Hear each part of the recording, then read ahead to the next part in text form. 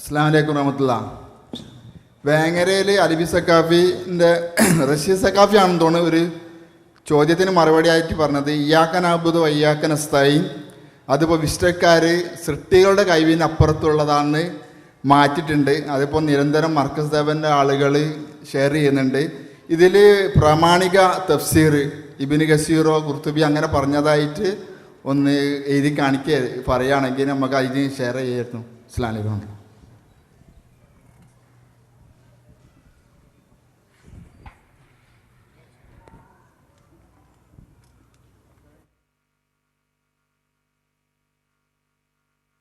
അസ്സലാമു അലൈക്കും വറഹ്മത്തുള്ളാഹി. ബിസ്മില്ലാഹിർ റഹ്മാനിർ റഹീം. അല്ലാഹുമ്മ സ്വല്ലി അലാ മുഹമ്മദിൻ വഅലാ ആലി മുഹമ്മദ്. ഇൻഷാ അല്ലാഹ് വേങ്ങര പ്രോഗ്രാമിന് 27-ാം തീയതി അവിടെ തന്നെ നമ്മൾ മറുപടി വെക്കാൻ തീരുമാനിച്ചിട്ടുണ്ട്. 27 വെള്ളിയാഴ്ച മഗ്‌രിബിന് ശേഷം വിശദമായി ഇത്തരം വിഷയങ്ങൾ അവിടെ ചർച്ചയ്ക്ക് വരും. പൊതുവെ മുൻകാല തഫ്സീറുകളിൽ ഇവിടെ പ്രയോഗിച്ച ഏറ്റവും പ്രധാനപ്പെട്ട പദപ്രയോഗം മാലാ യഖ്ദിറു അലൈഹി ഇല്ലല്ലാഹ് എന്ന പ്രയോഗമാണ്. അള്ളാഹുവിനോട് മാത്രം സഹായമർത്ഥിക്കുന്നു എന്ന് പറയുമ്പോൾ ആ സഹായാർത്ഥന ഏതാണ്? നമ്മളൊക്കെ പരസ്പരം സഹായം ചോദിക്കാറുണ്ട്, സഹായിക്കാറുണ്ട്, ഉപദ്രവങ്ങളും ഉണ്ടാകാറുണ്ട്. അപ്പം റബ്ബിനോട് മാത്രം സഹായം ചോദിക്കുക എന്ന് പറഞ്ഞാൽ ഇതൊക്കെ അതിന് എതിരാകുമോ? തമ്മിൽ ചോദിക്കുന്ന ചോദ്യങ്ങളൊക്കെ അതിന് എതിരാകുമോ എന്ന ചർച്ചയിൽ റബ്ബിനോട് മാത്രം ചോദിക്കേണ്ട ചോദ്യങ്ങൾ എന്നതിന് തഫ്സീർ റാസി, തഫ്സീർ ഖുർത്തുബി തുടങ്ങിയ തഫ്സീറുകളിൽ ഏറ്റവും അധികം പ്രയോഗിച്ചൊരു പദപ്രയോഗമാണ് മാലാ യഖ്ദിറു അലൈഹി ഇല്ലല്ലാഹ്. അല്ലാഹു തആലക്ക് മാത്രം കഴിയുന്ന കാര്യങ്ങൾ. അതിൻ്റെ മലയാള വേർഷനാണ് ഒരു സൃഷ്ടിക്കും കഴിയാത്തത് എന്നത്. പടച്ച റബ്ബിന് മാത്രം സാധിക്കുന്നതും പടപ്പുകൾക്ക് സാധിക്കാത്തതുമായ കാര്യങ്ങൾ. നവവി ഇമാം റഹിമഹുല്ലാഹ് അദ്ദേഹത്തിൻ്റെ അർബഉൻ നവവിയ്യയുടെ ശറഹിൽ അദ്ദേഹം പറഞ്ഞു, സഹായം 2 രൂപത്തിലാണ്. ഒന്ന് മാ യഹ്സുലു ബിവാസിതത്തി അസ്ബാബിൻ മഅലൂമത്തിൻ മുഅ്താദ, പതിവുള്ള അറിയപ്പെട്ട കാരണങ്ങൾ മുഖേന ലഭിക്കുന്ന സഹായങ്ങൾ. മറ്റൊന്ന് അത്തരം കാരണങ്ങൾ മുഖേന ലഭിക്കാത്ത സഹായങ്ങൾ. പരസ്പരം അറിയപ്പെട്ട പതിവുള്ള കാരണങ്ങൾ മുഖേന ലഭിക്കുന്ന കാര്യമാണെങ്കിൽ അത് പടപ്പോട് ചോദിക്കാം. അത്തരം അസ്ബാബുകൾ മുഖേന ലഭിക്കാത്തതാണെങ്കിൽ അത് റബ്ബിനോട് ചോദിക്കാവൂ. സൂറത്ത് അംഫാലിൽ ഹുവല്ലദീ അയ്യദക ബിനസ്രിഹി വബിൽ മുഅ്മിനീൻ എന്ന ആയത്തിൽ അല്ലാഹു തആല അവന് സഹായം കൊണ്ട് നബിയെ താങ്കളെ ശക്തിപ്പെടുത്തിയിരിക്കുന്നു. വബിൽ മുഅ്മിനീൻ, മുഅ്മിനീങ്ങളെ കൊണ്ടും ശക്തിപ്പെടുത്തിയിരിക്കുന്നു എന്ന പ്രയോഗമുണ്ട്. ആ ആയത്തിലെ വ്യാഖ്യാനത്തിൽ തഫ്സീർ റാസിയിൽ ചർച്ച കാണാം. അല്ലാഹു തആല അവൻ്റെ സഹായത്താൽ ശക്തിപ്പെടുത്തി എന്ന് പറഞ്ഞാൽ അത് മതിയല്ലോ, പിന്നെ എന്തിനാണ് മുഅ്മിനീങ്ങളെ കൊണ്ടും ശക്തിപ്പെടുത്തി എന്ന് പറഞ്ഞത്? അവിടെ അദ്ദേഹം പറഞ്ഞ ആശയം ഇതേ ആശയമാണ്. 2 തരം സഹായമുണ്ട്. ഒന്ന് അസ്ബാബുകളാൽ ലഭിക്കുന്നത്, അതാണ് വബിൽ മുഅ്മിനീൻ, മുഅ്മിനീങ്ങളെ കൊണ്ട് സഹായിച്ചു എന്ന് പറഞ്ഞത്.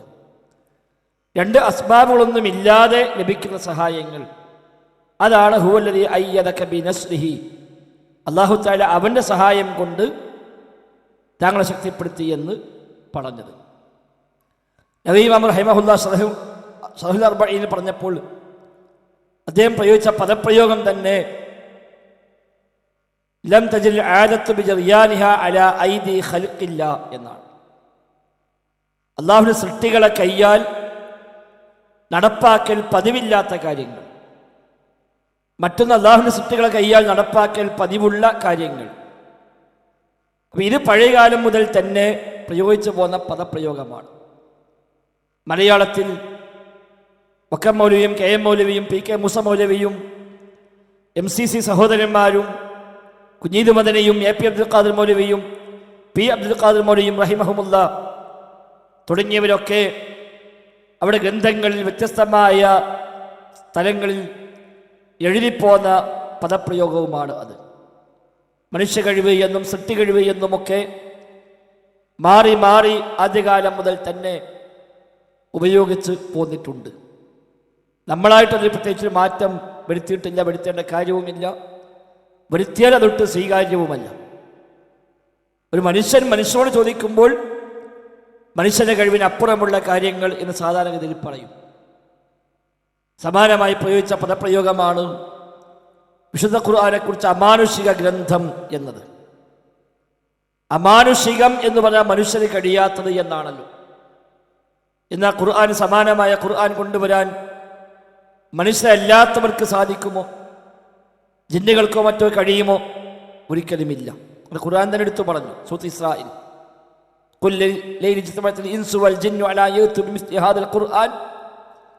ഇൻസും ജിന്നും ഒരുമിച്ച് കൂടിയാലും ശരി ഇതുപോലുള്ള ഖുർആൻ കൊണ്ടുവരാൻ അവർക്ക് സാധിക്കുകയില്ല എന്ന് പറഞ്ഞ ആയത്ത് അവസാനിക്കുമ്പോൾ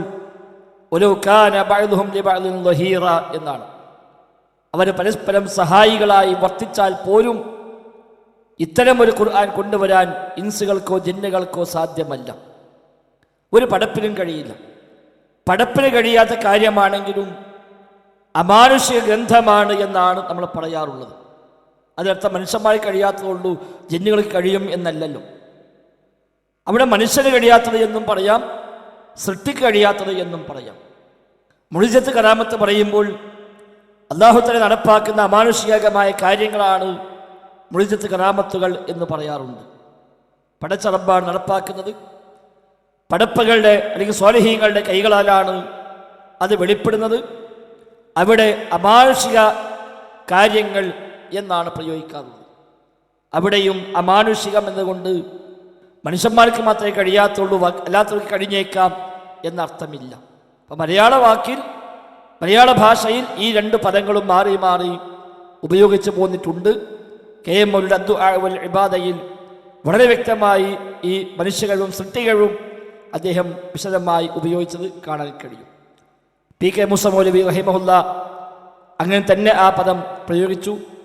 അമാനി പരിഭാഷയിൽ പല സ്ഥലത്ത് സൃഷ്ടി കഴിവ് എന്നും മനുഷ്യ കഴിവ് എന്നും മാറി മാറി ഉപയോഗിച്ചത് കാണാം. 1949-50 കാലഘട്ടങ്ങളിൽ പരപ്പനങ്ങാടിയിൽ വെച്ച് സമസ്തക്കാരുമായി നടത്താൻ നിശ്ചയിച്ച വാദപ്രതിവാദം പിന്നെ നടക്കാതെ പോയി. അതിന് മുഴുവൻ എഴുത്തുകുത്തുകളും വ്യവസ്ഥകളുമെല്ലാം പിന്നീട് അവിടെ സംഘാടക സമിതി തീരുമാനപ്രകാരം അത് പ്രിന്റ് ചെയ്ത് അന്നത്തെ സംവാദ കമ്മിറ്റി കൺവീനറായിരുന്ന CP മമ്മൂക്കൈ സാഹിബ് അത് പ്രിന്റ് ചെയ്ത് പ്രസിദ്ധീകരിച്ചിട്ടുണ്ട്. അതിൽ മനുഷ്യ കഴിവും സൃഷ്ടി കഴിവും മാറി മാറി പ്രയോഗിച്ച് നമുക്ക് കാണാൻ സാധിക്കും.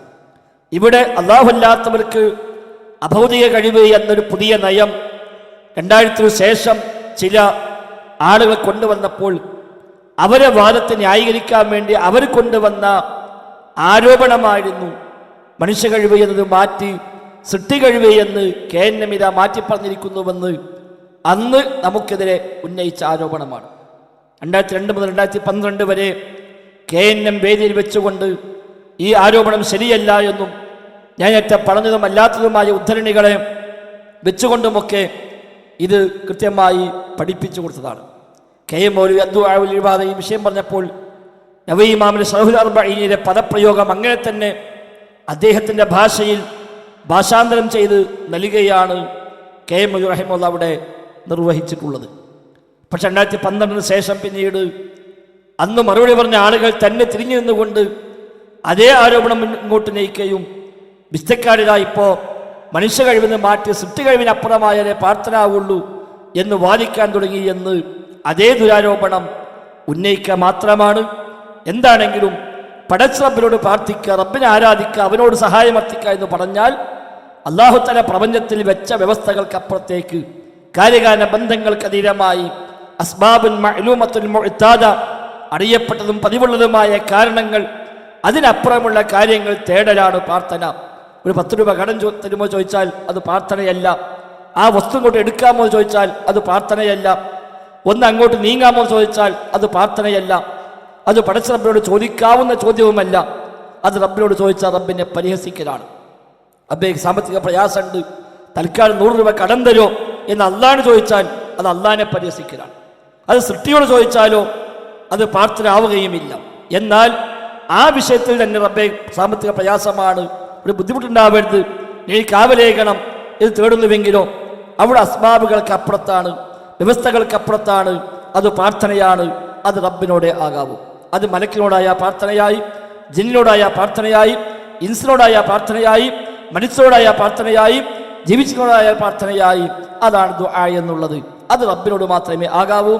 അല്ലാത്തവ റബ്ബിനോട് മാത്രം നൽകേണ്ടത് റബ്ബിന് നൽകുന്നു. സൃഷ്ടികളുടെ കഴിവിൽപ്പെട്ടത് അനുവദിക്കപ്പെട്ടതാണെങ്കിൽ നമുക്ക് ആ നിലക്ക് ഉപയോഗപ്പെടുത്താം, അനുവദിക്കപ്പെടാത്തതാണെങ്കിൽ അതിന് മാറി നിൽക്കുകയും ചെയ്യണം എന്നാണ് ചുരുക്കി സൂചിപ്പിക്കാനുള്ളത്.